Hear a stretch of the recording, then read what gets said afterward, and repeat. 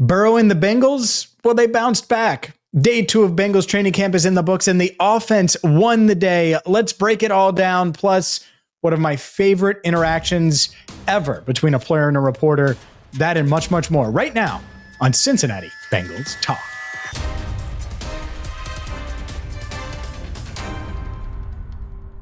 Hi again, everyone, and welcome into CBT. I'm James Rapien of BengalsTalk.com. Hit that subscribe button, ring the bell, join the 56,000 plus Bengals fans that have hit that subscribe button. And I just got back from Paycor Stadium where Jamar Chase talked. Obviously, Joe Burrow talked yesterday. Zach Taylor talked yesterday. This is your reminder to check us out wherever you get your podcast. Let's dive into today's practice, and it was a hot one. It was 84 as practice was starting at 10 a.m. or 86 or something like that. It was in the 90s by the time practice ended at noon. But I'm not going to lead with the weather. You can look up the local meteorologist for that. The story of the day to me was the offense bouncing back in a big way. And it didn't take long for the first 11-on-11 period to start to realize, oh, Joe Burrow dialed in, offense much better today. In fact, first play from scrimmage in 11-on-11, Joe Burrow drops back, finds T. Higgins on the right hash for a big gain. Either the next player or 2 plays later, Jermaine Burton, back shoulder. Some are going to say it was offensive pass interference because he did push off a little bit. Whatever. It's still a really nice play to see that Jermaine Burton making the back shoulder play. It was going vertical on DJ Turner, stopped, turned, and was able to make a play on the sideline. But the play of the day happened later in that period when a little play action, Joe Burrow play action, deep ball to T. Higgins. And T. Higgins led the day, I would say, and led the way when it comes to Bengals pass catchers. Jamar Chase was second, but those guys made a lot of big plays, especially earlier in the team period. And I know what you're thinking. You're thinking, James, this was definitely going to happen. Of course, the defense takes a step back and gets beat deep and all of those things. And it's going to happen. It's Jamar Chase and T. Higgins and Joe Burrow and multiple other guys. Andrei Iosivas made some plays. Charlie Jones made some plays. All these guys were making plays. But the defense responded well. And they made their fair share of plays as well. DJ Turner II had a really nice pass breakup. DJ Ivy had a nice pass breakup on Andrei Iosivas. There were multiple times, multiple plays that the defense battled back and went in their favor. And so I thought that the offense won the day, but they weren't as dominant as the defense was on day one. I asked Jamar Chase about this, and he was like, yeah, we just didn't have a lot of stuff, not installed, but we weren't using a lot of our offense on Wednesday. And that's what's so interesting about training camp is you never know what they're working on, what they're using, what they're not using, how much they have in, what they're focused on in that particular moment, and that particular drill, and that particular time. And so you make your observations, but you never fully know. And so the offense bounced back in a big way, but I thought the defense did hold its own. And that's important. It's important as they rotate guys in and out. And it's important for this defense, if they're going to be better, to get the best out of Joe Burrow, to get the best out of Jamar Chase and T. Higgins. Because when T. Higgins beats DJ Turner deep, well, guess what? It's going to make DJ Turner better. And that would certainly be the goal. Other observations, I mentioned it. The funniest interaction in history happened, at least for me, between a player and a reporter, certainly during a news conference, in a news conference setting. We will get to that coming up. But the key thing and the key theme of the practice, outside of the offense making plays and bouncing back, was the heat. It really was hot. I was talking to guys, and it felt pretty nice yesterday. Today, it was a reminder, you might be practicing in the morning. It's going to be muggy. That dew point's going to be higher, and it's going to be summer in Cincinnati. Regardless of when you practice, that's what it's going to be. And so they did have some issues with the heat today. Josh Newton threw up. You had Miles Murphy carted back to the locker room. He got an IV. I talked to him after practice. He's fine. T. Higgins cramping a little bit. I believe, but was being stretched out by trainers. And then Zach said, we've seen enough of you today. So he's good. Talk to T, talk to Miles. They're fine. But it's worth noting that the heat was a factor on Thursday as well. And we'll see how they manage some of these guys. I don't blame Zach for saying, all right, T, you're good for today. Because one, he's completely healthy. Two, there's just no reason to push it on July 24th. A few years ago, camp didn't even start. They didn't even get things going until the 27th, 28th, 29th. It was later in July. The 24th, you got time. You got time.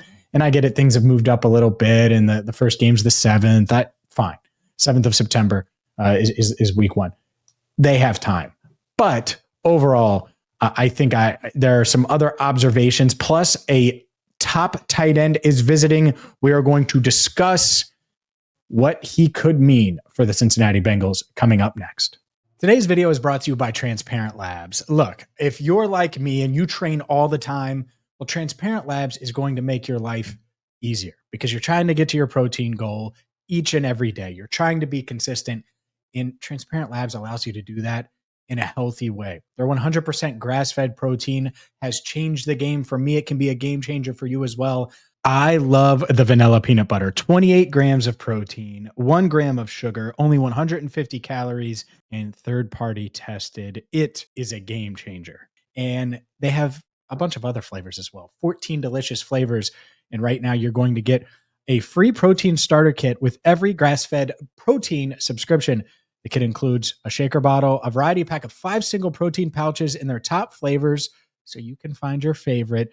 And all you have to do is click the link in the description or scan the QR code and get 10% off your order, which will automatically apply at checkout. Again, click the link and scan the QR code while supplies last. Transparent Labs is a game changer for me.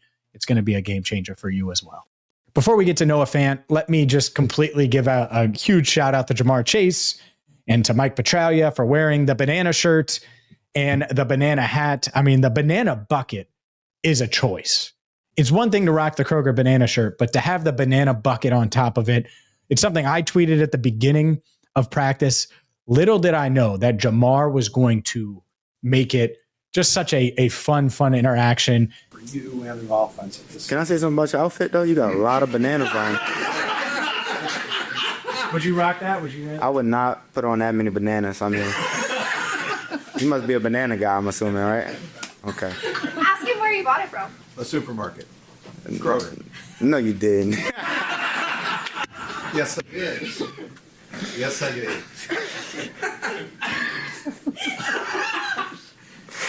Did you know that people shot that? Oh, didn't I? Hey, man, if you like it, I love it, bro. Just go ahead, go away. Be cool on a day like Prevents cramping. Back to your questions, though. I'm about to say it was a lot going on when I looked at you because I've been seeing it. I just didn't want to say nothing right away. Shout out to Andrew Fox Miller, by the way. He put together a really cool social clip that we have up on YouTube or Instagram or TikTok or wherever you find us. And boy, oh boy, would it be big if the Bengals could make another addition. I asked Jamar Chase, by the way, about Noah Fant, and it would be a good fit. He's a pass catcher. By the way, if you don't know, you might not know. I shouldn't assume you do. He's a former Seattle Seahawks tight end, was released by the Seahawks basically due to his contract earlier this week. 20th overall pick by the Denver Broncos in 2019. Since then, he's had at least 400 plus yards receiving in each of his 6 NFL seasons. He's someone that gives you another pass catching option and would help replace not just Tanner Hudson in that pass catching role, but he can complement what Mike Gesicki does. He can complement what Drew Sample does. And I think give you a little bit of that Eric All role that we saw last year. So I would be in. He's in town today. We'll see if they sign him. I think it's funny that there are a lot of people that'll say, I think Paul Dehner Jr. said this to me today. He's like, you're always in though. And it's like, yeah, I'm in when it means adding talent. And the Bengals, of course, I'm in the talent department when it comes to guard. I would love for them to add a guard. Well, guess what? They're not eyeing guard right now. Their actions have told us that. But that doesn't mean I'm going to let that get in the way of adding another tight end that can help this team. Not only is he Gesicki insurance because he can do a lot of what Mike Gesicki can do, but he's more unique. He's better after the catch. He's going to be able to give you a bit as a blocker. He's not a great blocker, but he's going to be able to give you a bit more as a blocker than Mike Gesicki, which means you can line him up on the in line at times. He has experience doing that. Again, he's not going to be able to take on, you can't ask him to take on these high-end pass rushers or anything like that. I get it. But he can help you there compared to putting Tanner Hudson there, right? Which you're not doing. You're certainly not putting Mike Gesicki there. And he's still a dynamic pass catcher. So it's a really interesting weapon that I'm hoping they sign. And if they do, when they do, we'll do something on it for sure. And I say when because it'd be great if it happened, but I should have said if, because I'm not sure it's going to happen. He has multiple suitors, multiple teams lining up to bring Noah Fant in for a visit because he's a good player. He's a good player that, due to his contract, was released at this time. They didn't want to pay it. They didn't want him to get hurt and guarantee that money in camp. So instead, they release him. Fine, he gets to pick and choose where he wants to go. And by the way, a few years ago when the Bengals were rallying past the Chiefs in the AFC Championship game, Noah Fant tweeted about Joe Burrow, calling him the real deal. We'll see, but I would love to see Noah Fant in stripes. I think it would bolster a tight end room that, outside of really Mike Gesicki, and he's kind of a receiver, outside of Mike Gesicki, you don't really trust anyone to be that down in and down out pass catcher. And it's a pass first offense. So having another guy like that can help the room. It doesn't mean it's a perfect room, but it can help the room. And I'll say this as well. The defense, when they got their edge today, well, it was after T. Higgins was done for the day. And so think back to Pittsburgh, week 18 last year. T. Higgins misses the second half, and the offense kind of just stalled because you take away Jamar and make it tough. And I get it. Maybe Chase Brown takes a step forward. Maybe Mike Gesicki and Andre Iosivas are better this year. But it can't hurt to have another guy. Can't hurt to have another guy, another threat, someone that's really good after the catch. So we'll see. Hopefully they can get something done. We're going to have you covered every step of the way. Shout out to our sponsor, Transparent Labs. And until next time, for Andrew Fox Miller, I'm James Rapien. Day 2 of Bengals training camp is in the books.